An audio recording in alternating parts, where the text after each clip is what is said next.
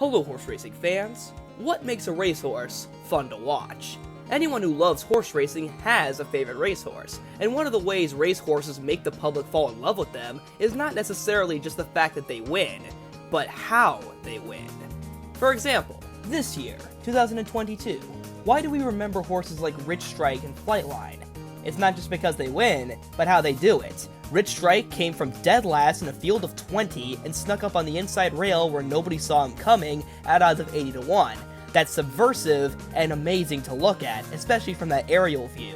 And Flightline won a Grade 1 race by nearly 20 lengths without even breaking a sweat. That kind of devastating ease at that high of a level is not something you're going to see every year. And those are just examples from this year.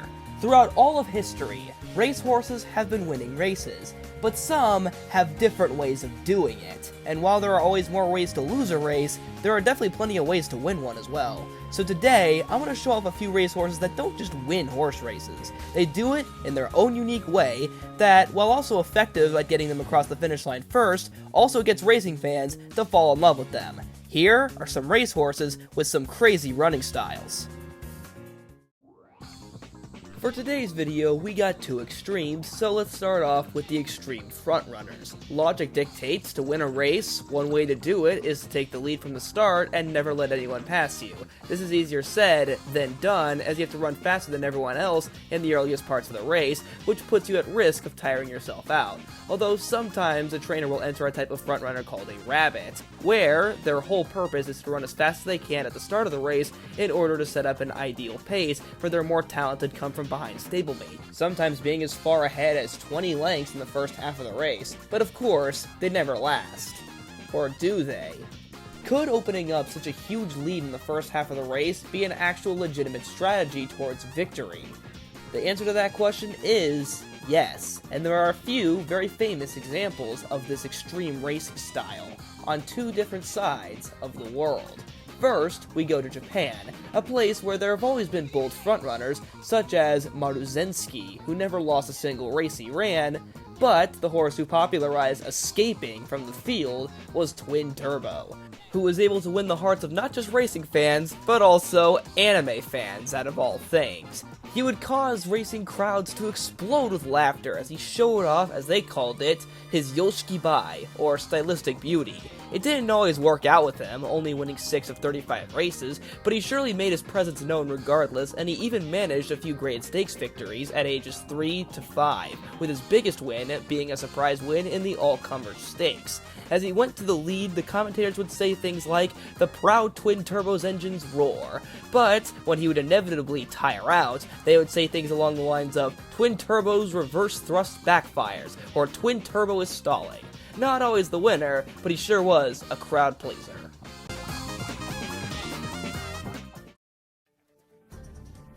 But the perfecter of the craft in Japan would be the ill-fated Silent Suzuka. Another horse famous in both horse racing and anime circles, Silent Suzuka took some time to perfect his front-running strategy, not having the staying power required to last the whole race after opening up such a huge lead as a 3-year-old. But as a 4-year-old, he peaked. Turns out, all he needed was another year to mature and a snazzy new pair of green earmuffs. After that, nobody could catch Silent Suzuka in 1998. He would complete 6 different races, including the Group 1 Takarazuka Kinnan as the highlight, defeating 9 different Group 1 winners and setting 2 different course records. It's very rare that you see a horse take such a huge and decisive lead at the start of a race and never show signs of wavering once they hit the wire. His speed in comparison to his rivals was so unsubtle and so clear. It must have been beautiful to witness. But, in a bittersweet and almost poetic fashion, his speed was both a blessing and a curse. His speed was simply too great for his own body to withstand. Akin to another front-running animal who captured the hearts of many in a very similar way. He is still very proudly remembered today as one of the most famous racehorses in Japan, and with nothing holding him back, you'd be hard-pressed to find a horse that could keep up with him. But it wasn't just the Japanese who learned how to escape from the pack and lead decisively. In America, they had Precious Passion, who surprisingly started his career as a come-from-behind horse, waiting behind horses and saving his best burst of speed for last. It did give him a few stakes wins, but his career made a complete 180 as a 5-year-old when he entered the Pan American Handicap. There, he employed a new strategy so crazy, it just might work. In the first half a mile, in this mile-and-a-half race, he led the field by 12 lengths. 1 mile into the race, he was still 12 lengths ahead. They finally caught up to him at the top of the stretch, but even after all of that, he just would not quit, and he still had enough heart in him to hang on and win by just over a length. This would mark a new era for Precious Passion that would span from his 5- and 6-year-old seasons. It saw him win Grade 1 races on the East and West Coasts. In the East, his best performances all came from Monmouth Park. Even before he found his calling, he had won his first stakes races at Monmouth all the way back when he was just 3. At the age of 5 and 6, he took Monmouth's biggest turf race, the United Nations Stakes. The first time he only led by so much, but the second time he did it in the most extreme and visually mystifying of ways. Down the home stretch the first of 2 times, he was 20 lengths ahead of his opponents. Even after such early speed, he did not waver in the home stretch the second time around, with only one horse getting within 5 lengths of him at the wire. And then in the West, ironically, his best performance was one he lost. He somehow ran even faster early on than in the United Nations, running the first 3/4 of a mile in 1 minute 9.24 seconds. That's turf sprinter levels of speed, and he still had to run another 3/4 of a mile.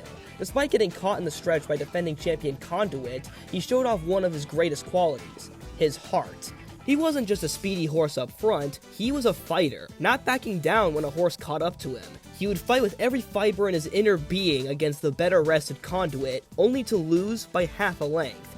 It was dubbed one of the greatest losing performances since Seattle Slew in the 1978 Jockey Club Gold Cup. As a testament to this, if you look under the comments section of the 2009 Breeders' Cup Turf, almost nobody focuses on Conduit becoming the second horse in history to win a second Breeders' Cup Turf. Everyone's focusing on Precious Passion and the amazing performance he gave in defeat. It would also be one of his last great runs, as after a trip to Dubai a few months later, he was never the same horse. But in those 2 years, no horse in America could run like Precious Passion, with such great early speed, but also such incredible heart at the finish line. And that's about it for the extreme frontrunners. You don't just have to lead the whole way in order to win a horse race. Sometimes you can be last for nearly the entire race, but be in front when it counts. The most famous example of this would be Zenyatta, a mare who would start all of her races in dead last, yet in 20 career races she passed all but one horse she ever faced against. But she was just a regular closer. We're going to be talking about deep closers that make Zenyatta look like Precious Passion.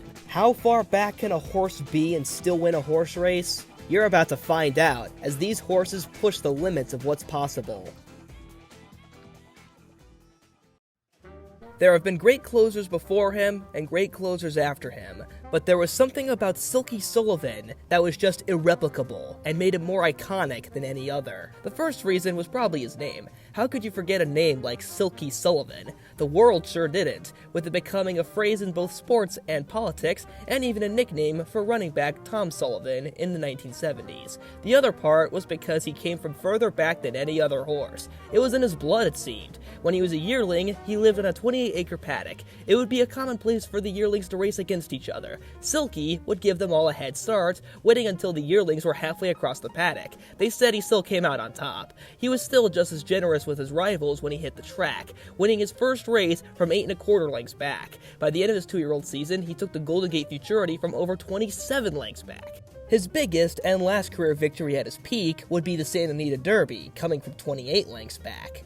Already, such margins are absolutely insane to think about, but that wasn't his greatest victory. While sources do vary on what was the furthest Silky Sullivan came back from, the most commonly accepted answer was it occurred in a 6.5 furlong allowance race in February of 1958 in his 3-year-old season. Most people would ask, how? It's a sprint race. You wouldn't have enough time to make up all that ground. It's illogical. Well, Silky Sullivan said, screw logic, and made his deepest close in this race, flying from an astronomical 41 lengths back, and he won with half a length to spare. That's 10 lengths further than Secretariat's winning margin in the Belmont Stakes. He had given his opponents a nearly 100-yard head start, and still won with less than a minute to make up all that ground. So how far back can a horse come back from and win? Apparently 41 lengths is it. While no horse will be able to equal the length Silky Sullivan came from to win his races, or match his iconic folk hero status, the next few horses sure do try their best, but also do just go to show just how great Silky Sullivan was.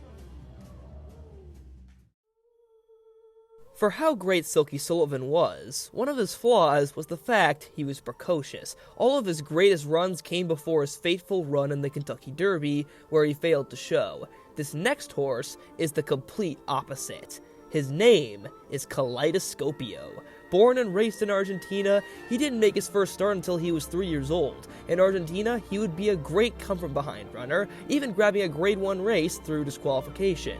But his greatest performances came at the very end of his career. At the age of 9 years old, he would come to America to run in the Breeders' Cup Marathon. The race was a true test of stamina, with two horses getting so exhausted they failed to even finish the race. Meanwhile, Kaleidoscopio's new jockey Aaron Greider was simply told to detach himself from the rest of the field. Kaleidoscopio did the rest of the work, wearing down his rivals and sweeping on by. And he didn't just barely win. He was able to open up 4 lengths on his opposition after being 20 lengths behind them before. He became the oldest horse to ever win a Breeders' Cup event, and yet he still was not finished. 2 starts later, he ran in the mile-and-a-half Brooklyn Handicap against Ruler on Ice, a horse who had won the Belmont Stakes in identical conditions 2 years earlier, on a sloppy mile-and-a-half Belmont track.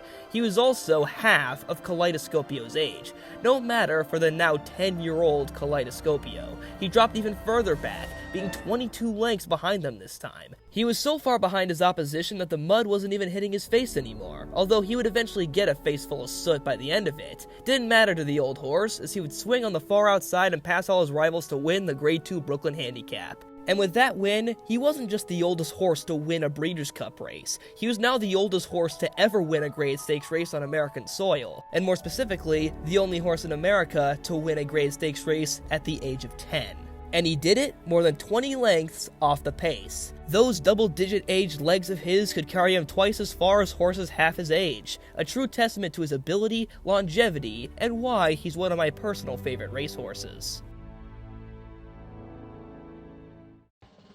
And now we've covered the best deep closers on dirt. On turf, it's not too different, with plenty of famous closers from around the world, but not many could cover so much ground in such little time as the Australian sprinter Chautauqua. Always easy to spot because of his color, which gave him the nickname the Grey Flash. He was a world-renowned sprinter, a surprising position considering how far back he would come from, and the little time he had to make it all up. But he'd make it work, especially in the TJ Smith Stakes, a race that he would truly make his own, winning the race 3 times in a row, the first horse ever to do so. The first time, he barely won the race by just a nose, but in the next 2 years, he'd give everyone a show. In his second TJ Smith, he was still last of 15 horses with 300 yards to go, but somehow, someway, he'd swing by on the outside and pass everyone with one single move, and he'd pull the same tactic again the following year, being 11th place with only 200 meters to go. In just over 10 seconds, he'd pass them all again, a gray blur of limbs on the far outside unable to be stopped.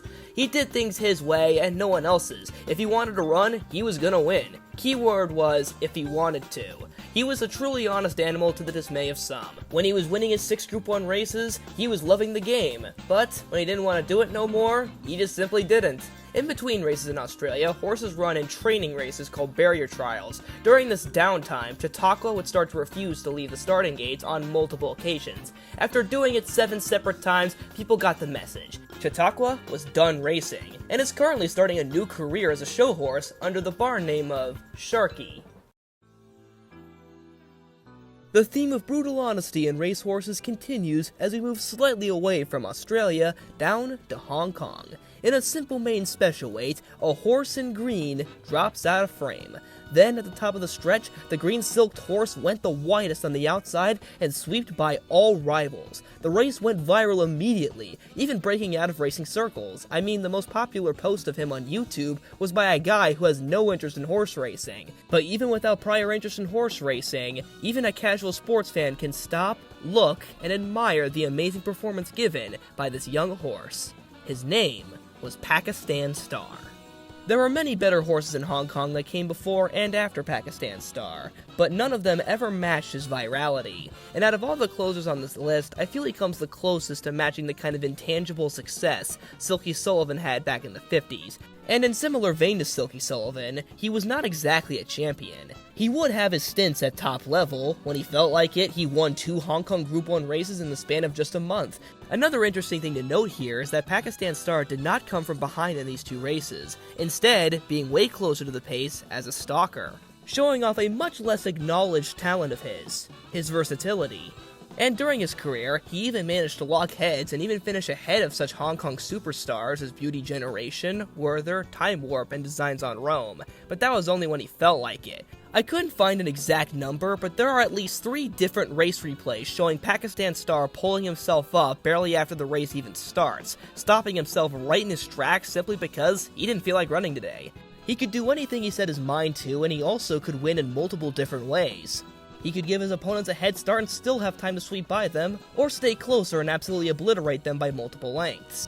The one thing he lacked was motivation, a personality trait that I can relate to wholeheartedly. And unfortunately for Pakistan Star, all the virality and relatability in the world can't stop rules from being enforced. And so, in 2019, after pulling himself up one too many times, he was finally banned from racing in Hong Kong altogether, the place where he had called home and won all of his biggest races. He would run sparsely with little success for the next 2 years, and finally, in 2021, after halting himself right in his tracks just a few steps past the starting gates in a race in Abu Dhabi, he was banned from all racing. Going to show that when it comes down to it, you can't force a racehorse to run. They gotta love the game, and they gotta want it. And even though he isn't a superstar in the traditional sense, to me, Pakistan Star is one of the most entertaining horses I've ever seen, with more personality in one horseshoe than some people have in their whole body. And that's all the quirky little animals we're going to be talking about in today's video.